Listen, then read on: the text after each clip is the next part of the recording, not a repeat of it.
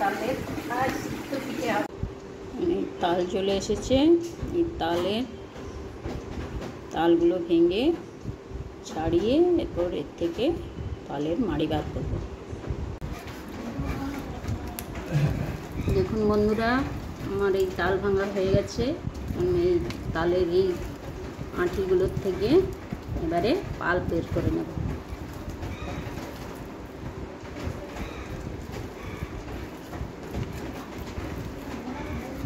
এখন দেখুন বন্ধুরা, কতগুলো তালের আঁটি থেকে আমি এতটা মাড়ি বের করে নিয়েছি। এখন এটাকে আমি ছাঁকনির সাহায্যে ছেঁকে নেব। বন্ধুরা, এই মাড়িটাকে আমি একটা ছাঁকনির সাহায্যে ছেঁকে নিচ্ছি, যাতে এটার এই যে চুলগুলো সেগুলো যেন না থাকে। এখন আমি মাড়িটা ছেঁকে নেব। এখন আমার এই মাড়িটা পুরোপুরি ছাঁকা হয়ে গেছে। এখন আমি গ্যাসের ফ্লেমে বসিয়ে দিলাম, ফ্লেমটা অন করে দিলাম গ্যাসের, যাতে মাড়িটা ফুটে যায়। মাড়িটা ফুটে গেলে মাড়িটার থেকে যে তালের একটা কাঁচা গন্ধ সেইটা চলে যাবে, এবং এতে নুন এবং গুড় বা চিনি যে যা ইউজ করার সেটা করে নেওয়া যাবে। এখন এটাতে আমি অল্প পরিমাণে নুন যোগ করে নিলাম।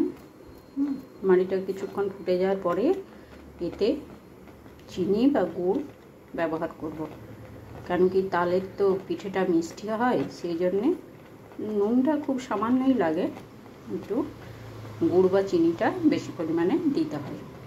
এখন আমি মাড়িটাকে রেডি করে ফেলেছি এবং ওটাতে চাল গুঁড়ি দিয়ে আজকে পাতায় সিদ্ধ পিঠের প্রিপারেশন করে দেখাবো আপনাদেরকে।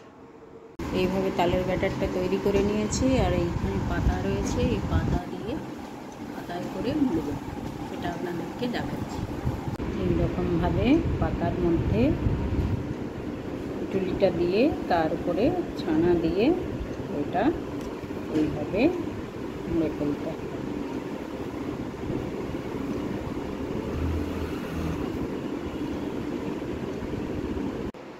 এই কড়াইয়ের মধ্যে একটা স্ট্যান্ড নিয়ে তার উপরে এই থালার মধ্যে পিঠেগুলো, এটা ফুটো থালা নিয়েছি, এই পিঠেগুলোকে এরকমভাবে সাজিয়ে তাতে একটা ঢাকা দিয়ে আর সেদ্ধ করে 10 থেকে 15 মিনিট সেদ্ধ করলে পিঠেটা তৈরি হয়ে যাবে। পিঠেটা এইরকমভাবে সেদ্ধ করে নিয়েছি। এইগুলো পাতার থেকে সরালে ঠিক এইরকম দেখতে হয়েছে, আর এর ভেতরে এইরকমভাবে পুর দেওয়া আছে, ছানা পুর তৈরি করে এর মধ্যে দিতে হবে। তো ঠিক আছে বন্ধুরা, আপনারা এইভাবে সকলে বাড়িতে তালের পাতায় সেদ্ধ পিঠে বানিয়ে খাবেন। আমার বাড়ির সকলেই খেয়েছে। যদি আমার ভিডিওটা ভালো লাগে তাহলে লাইক করবেন, আর যে যেখান থেকে দেখছেন জানাবেন, আর সঙ্গে থাকলে আমার খুব ভালো লাগবে। শুভরাত্রি।